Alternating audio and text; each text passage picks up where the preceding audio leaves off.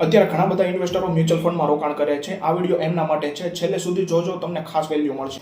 કોઈ પણ mutual fund investor હોય એમણે 3 મુખ્ય વાત ધ્યાનમાં રાખવી જોઈએ. આ વાત જો ધ્યાનમાં નથી રાખતા તો મ્યુચ્યુઅલ ફંડ તમારા કામનો નથી. આ વાતને ખાસ ધ્યાનમાં લેવી જરૂરી છે. ચાલો એની ચર્ચા કરીએ.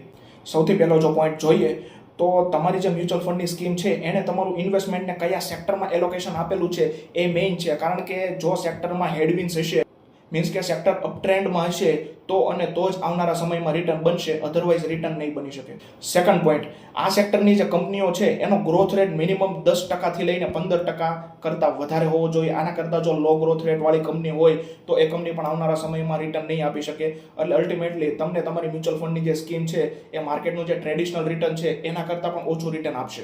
અને ત્રીજું કે સેક્ટર પણ સારું છે અને એ સારા સ્ટોકમાં પણ જો તમારું ઇન્વેસ્ટમેન્ટ કરેલું છે, પરંતુ એલોકેશન ફક્ત 1 અને 2%માં જો કરેલું હશે તો પણ આવનારા સમયમાં કદાચ સ્ટોક મલ્ટીબેગર બનશે તો પણ તમને સારું રિટર્ન નહીં મળે. એના માટે એલોકેશન ખૂબ મહત્વનું છે.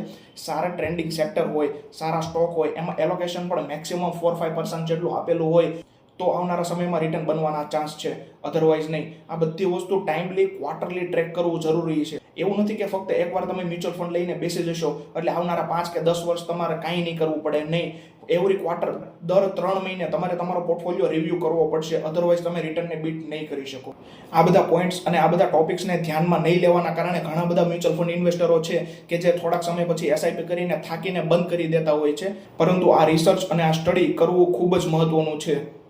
તમારે મ્યુચ્યુઅલ ફંડ રિલેટેડ કાંઈ પણ ડાઉટ હોય તો તમે અમને પૂછી શકો છો, અમારો કોન્ટેક્ટ કરી શકો છો. મને મેસેજ કરો મ્યુચ્યુઅલ ફંડ, હું તમને આગળ ડિટેલ આપીશ.